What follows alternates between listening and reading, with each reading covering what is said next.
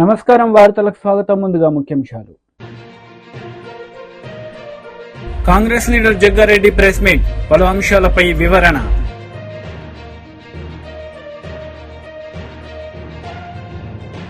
YCP leader press meet, పలు అంశాలపై వివరణ.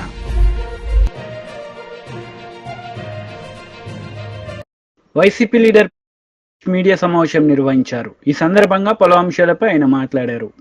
ఉన్న అనారోగ్యం పాలైన మన ప్రజలు దిక్కుదోచని పరిస్థితులలో నీళ్లన్నీ చుట్టుముట్టి ప్రాణాలని అరచేతిలో పెట్టుకొని ఉన్న మనవాళ్ళందరూ ఈ రోజున అంత దయనీయమైన పరిస్థితుల్లో ఉంటే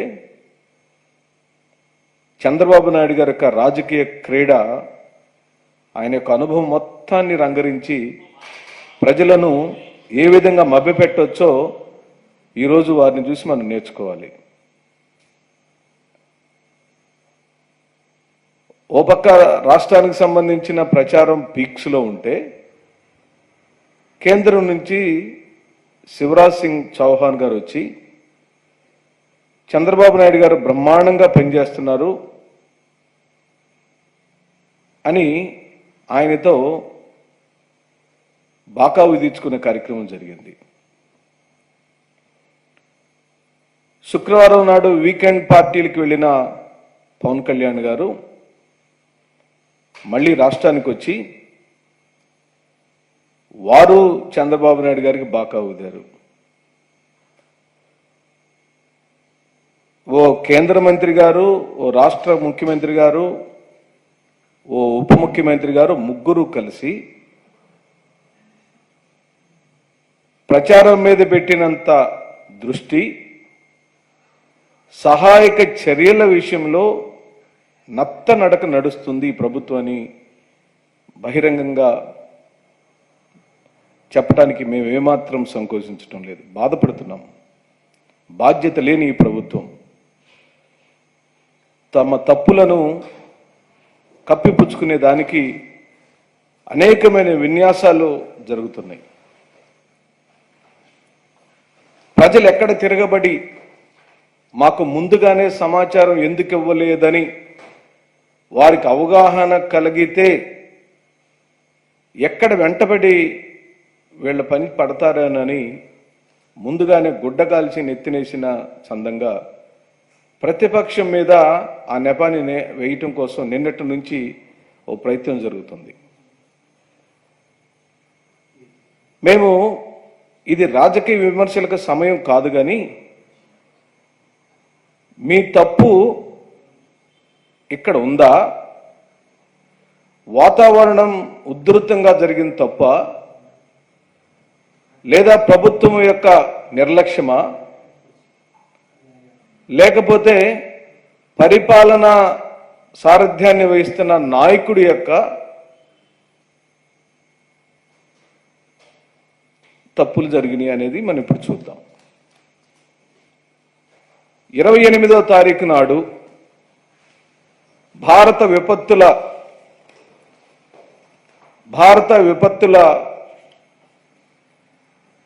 సంస్థ 31వ తారీఖు కల్లా ఈ విధంగా అది వాయుగుండంగా మారి భారీ వర్షాలు, వరదలు వచ్చే ప్రమాదం ఉందని హెచ్చరించిన మాట వాస్తవమా కాదా? అదే 28వ తారీఖు నాడు మన రాష్ట్రంలో ఓ కేబినెట్ మీటింగ్ జరిగింది.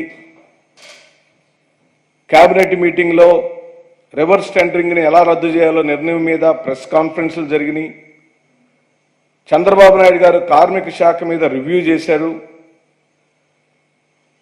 కానీ జాతీయ విపత్తుల సంస్థ ఇచ్చిన ముందస్తు హెచ్చరికల మీద గౌరవ ముఖ్యమంత్రి చంద్రబాబు నాయుడు గారు ఎందుకు రివ్యూ చేయలేదని ప్రశ్నిస్తున్నాం. అప్పటికే శ్రీశైలం, నాగార్జున సాగర్ 2 డ్యాములు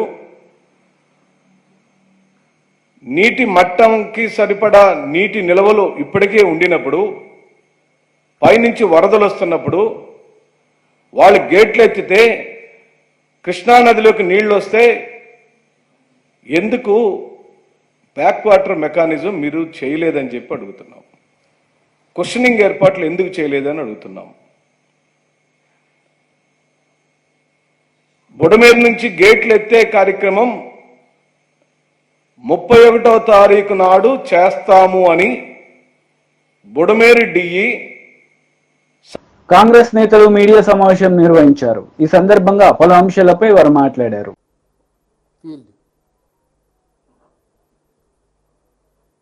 You know her journey, completely her journey, you know that. The moment she led, along with Bajrang Punia ji and other wrestlers, they took up their cases of self-respect, decency in their field, which is totally denied by the Wrestlers Association of India.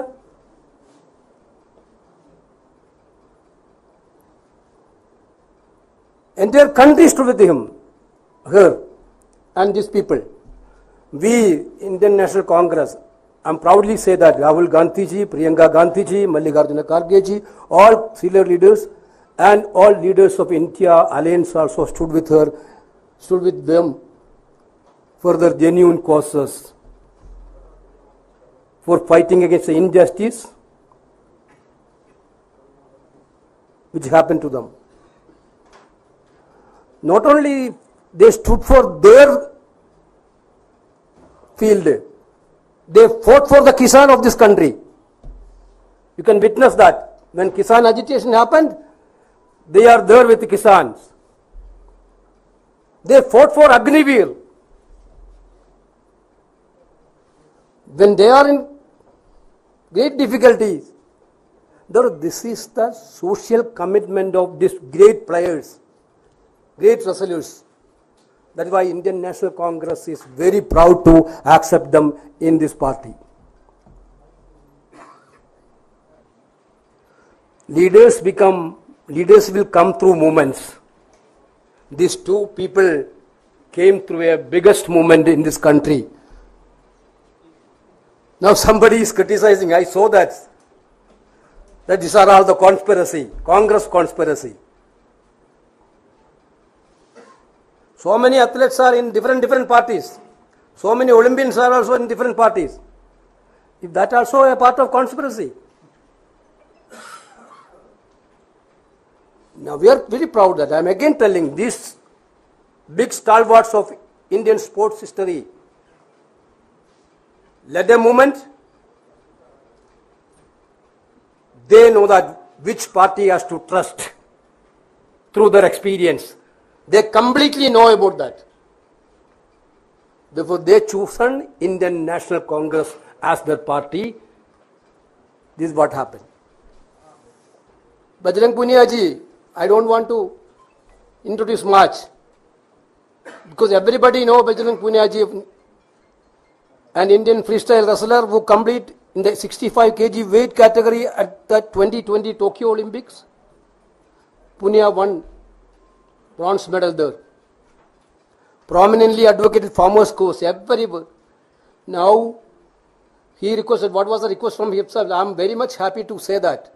Our Congress President and Rahul Gandhi were also very much happy by hearing a request.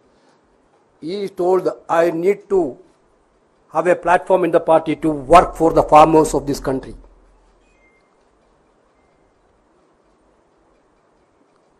Actually, it is a very, very proudful moment for us.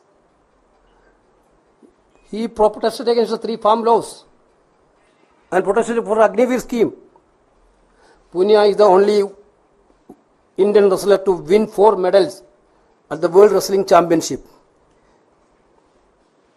He won a gold medal at the Asian Wrestling Championship held in 2017 and 29. He also won gold medal in 2018, 2022 Commonwealth Games and 2080 Asian Games. He received Arjuna Award also. He is an Arjuna awardee. Therefore, we are very happy. Surprisingly, I have to show one notice to you. BJP leader media సమావేశం నిర్వహించారు. ఈ సందర్భంగా పలు అంశాలపై ఆయన మాట్లాడారు. आनंद की क्षण है। मैं मेरे छोटे भाई हमारे प्रांत के उड़ीसा के एक अत्यंत होनहार, संवेदनशील और गुणी सामाजिक कार्यकर्ता को जो अभी राज्यसभा में उड़ीसा को प्रतिनिधित्व करते थे, अपने दक्षता के कारण, अपने आर्टिकुलेशन के कारण और अपने बौद्धिक क्षमता के कारण कम उम्र में भी उन्होंने पब्लिक पॉलिसी की दुनिया में एक अपना छाप बनाई है, अपना एक पहचान बनाई है। अत्यंत मिष्टभाषी, अत्यंत परसुएसिव और विचार स्पष्टता के साथ अपने विषयों को रखना।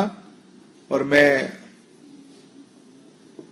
उनके बारे में इतना कहूं, सामाजिक जीवन में अपने आप में एक मर्यादा करके रहना, एक स्टैंडर्ड्स मेंटेन करना उन्होंने कम समय में एक कीर्ति स्थापना किया है।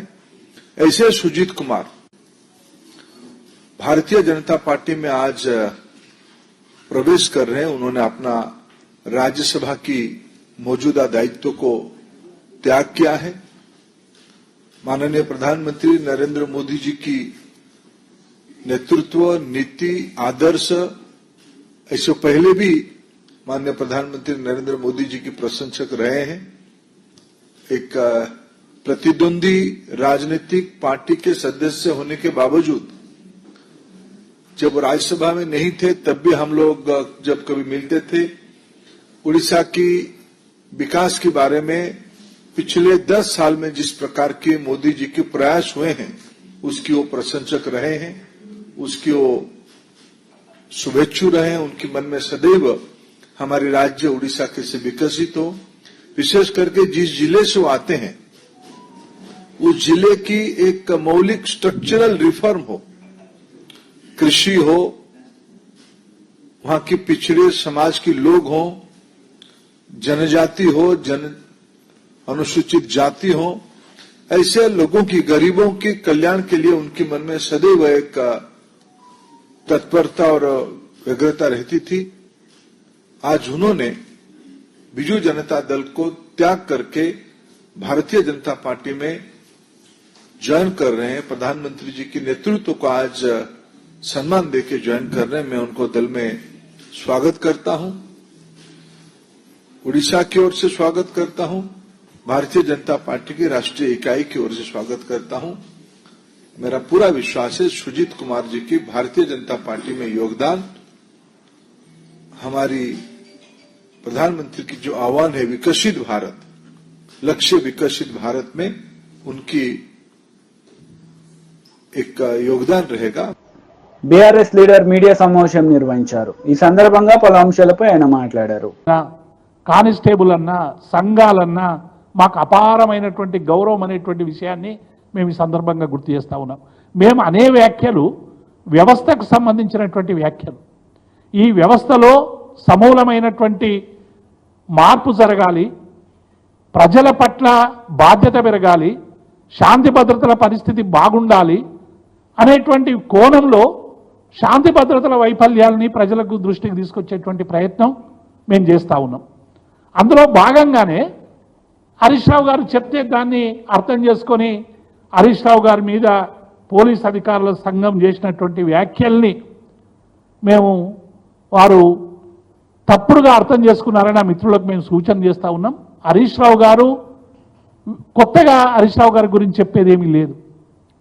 ఉద్యోగుల సమస్యలు, ఉపాధ్యాయుల సమస్యలు, హోంగార్డుల సమస్యలు, పోలీసుల సమస్యలు, ఈ రాష్ట్రంలో ఉన్న లక్షలాది మంది ఉద్యోగుల, ఉపాధ్యాయుల, కార్మికుల సమస్యలు ఎప్పటికప్పుడు నినదించి ఆ సమస్యల పరిష్కారం కోసం పనిచేసేటువంటి గొప్ప నాయకుడు హరీష్ రావు గారు. కేవలం పత్రికా ప్రకటనలే కాదు, వారు అసెంబ్లీలో కూడా ఉద్యోగుల ఉపాధ్యాయ సంఘాలకు సంబంధించినటువంటి అనేక డిమాండ్లను అసెంబ్లీలో చాలా స్పష్టంగా ప్రస్తావించి ప్రభుత్వాన్ని అనేక విషయాల మీద వారు నిలదీసినటువంటి సందర్భాన్ని చూస్తూ ఉన్నాం. పోలీస్ అధికారులు కొందరు ప్రేక్షక పాత్ర వహిస్తూ ఉన్నారు. ఉదాహరణకి మొన్న ఖమ్మంలో వరద బాధితుల్ని హరీష్ రావు గారు పలకరించడానికి పోయినప్పుడు, ఒక మాజీ మంత్రులు వస్తున్నప్పుడు, బీఆర్ఎస్ పార్టీకి సంబంధించిన నాయకులు వస్తున్నప్పుడు ఎట్లా ఉండాలి, శాంతి భద్రతలకు సంబంధించినటువంటి సమస్య అనేటువంటి విషయంలో అవగాహన రాహిత్యంతో సరైనటువంటి బందోబస్తు లేకుండా కేవలం ఒక కానిస్టేబుల్, ఒక హోంగార్డును మాత్రమే ఎస్కాట్గా పెట్టి సిఐలు ఎస్ఐలు ప్రేక్షక పాత్ర వహిస్తుంటే మా హరీష్ రావు గారి మీద, మిగతా ప్రజాప్రతినిధుల కార్ల మీద దాడి జరిగింది. అందులో మా యువ నాయకునికి ఒక ఆయనకి కాళ్ళు కూడా విరిగినటువంటి సందర్భం మీకు తెలుసు. ఇటువంటి సందర్భంలో ప్రేక్షక పాత్ర వహిస్తున్నటువంటి పోలీసులు మేము ఎట్లా అర్థం చేసుకోవాలి అనేటువంటి విషయం మీద చాలా స్పష్టంగా హరీష్ రావు గారు కాంగ్రెస్ నేతలు మీడియా సమావేశం నిర్వహించారు. ఈ సందర్భంగా పలు అంశాలపై వారు మాట్లాడారు. రేవంత్ రెడ్డి గారు, క్యాబినెట్ మంత్రులు, ఆ గవర్నమెంట్ ఒక భాగం అయితే ఇక్కడ ఇప్పుడు మహేష్ కుమార్ గౌడ్ పిసిసి ప్రెసిడెంట్గా ఇదొక టీం. అటు ముఖ్యమంత్రి, సీనియర్ మన నాయకులందరూ గవర్నమెంట్ను ప్రజా పరిపాలన అందిస్తూ ఒక భాగము నడుస్తుంటుంది. ఇటు పార్టీ పరంగా మహేష్ కుమార్ గౌడ్ పిసిసి ప్రెసిడెంట్గా ఇక్కడ సీఎం రేవంత్ రెడ్డి గారిని, అట్లాగే క్యాబినెట్ మినిస్టర్లని, ఇక్కడ పార్టీలో ఉన్నటువంటి సీనియర్ లీడర్లని, ఇక్కడ ఉన్న కార్యకర్తలను, గ్రామ స్థాయి, మండల స్థాయి, నియోజకవర్గ స్థాయి నుంచి ఉన్న కార్యకర్తలని కోఆర్డినేషన్, గాంధీ భవన్ యొక్క కోఆర్డినేషన్ చేసుకునే ఒక ప్రక్రియలో ఇదొక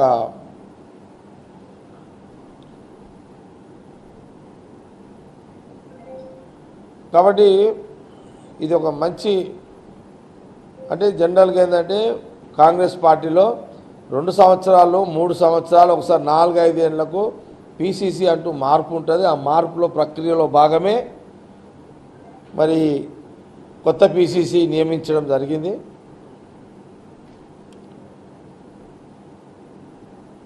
నేను కొన్ని సందర్భాల్లో వార్తలు కూడా వినడం జరిగింది. ముఖ్యమంత్రి గారు కూడా 3 ఏళ్ళు అయిపోయింది, కొత్త పిసిసికి పెట్టండి అని వారు కూడా చెప్పిన సందర్భంలో నేను మీడియాలోనే చూడడం కూడా జరిగింది. ఇవన్నీ కూడా జోడీకరించి, అందరి ఆలోచన జోడీకరించి మరి కొత్త పిసిసి మహేష్ కుమార్ గౌడ్ని నిన్న కేసీ వేణుగోపాల్ గారు ప్రకటించడం జరిగింది. మన అందరు కూడా తెలిసిన విషయమే.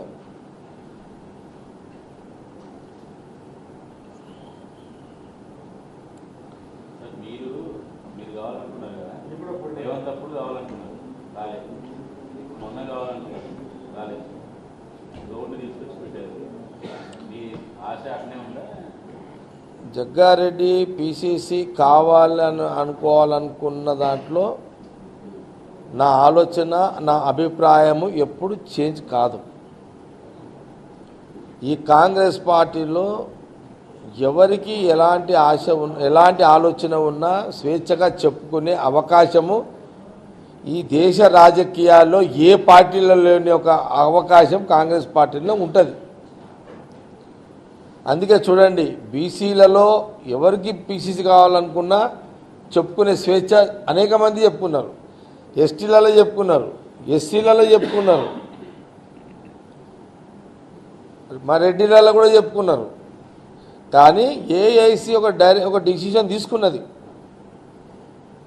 ఇప్పుడు రెడ్డి సామాజిక వర్గానికి ముఖ్యమంత్రి రెడ్డి ఉన్నాడు కాబట్టి ఇప్పుడు రెడ్డి పిసిసి అవకాశం లేదు అని 3-4 నెలల కింద ఒక లైన్ తీసేసుకున్నది పార్టీ అధిష్టానం. అందులో బీసీయా, ఎస్టీయా, ఎస్సీ, మాదిగ సామాజిక వర్గం అనే చర్చ జరిగింది. అందులో ఇప్పుడు బీసీకి ఇచ్చిర్రు. మళ్ళీ బీసీలలో మళ్ళీ కులాలు చూడకండి, బీసీ అంతే. బీసీ అంటే అందరూ, ఒక కులం కాదు కదా బీసీ అంటే. బీసీలలో అనేక కుల వృత్తులు ఉన్నాయి చాలా. ఇక్కడ దాన్ని విడదీయకండి, బీసీగానే చూడండి. బీసీలో మళ్ళీ ఈ కులమా ఆ కులమా అనేది మళ్ళీ అది సపరేట్. బీసీగా అధిష్టానం తీసుకున్న నిర్ణయంలో మహేష్ గౌడ్కి వచ్చింది. నేనేమంటున్నానంటే మళ్ళా రెడ్డి సామాజిక వర్గం ఇయ్యాలి అని అధిష్టానము ఎప్పుడైనా చర్చ జరిగినప్పుడు మళ్ళా జగ్గారెడ్డి ఆ చర్చల్లో కూడా ఉంటాడు. మళ్ళీ అప్పుడు ఖచ్చితంగా ఆ చర్చల్లో ఉంటాడు, ఆ ప్రయత్నంలో ఉంటాడు, ఆ ఆలోచనలో ఉంటాడు. వార్తలు ముగించే ముందు ముఖ్యాంశాలు మరోసారి. Congress leader Jaggareddy press meet, పలు అంశాలపై వివరణ.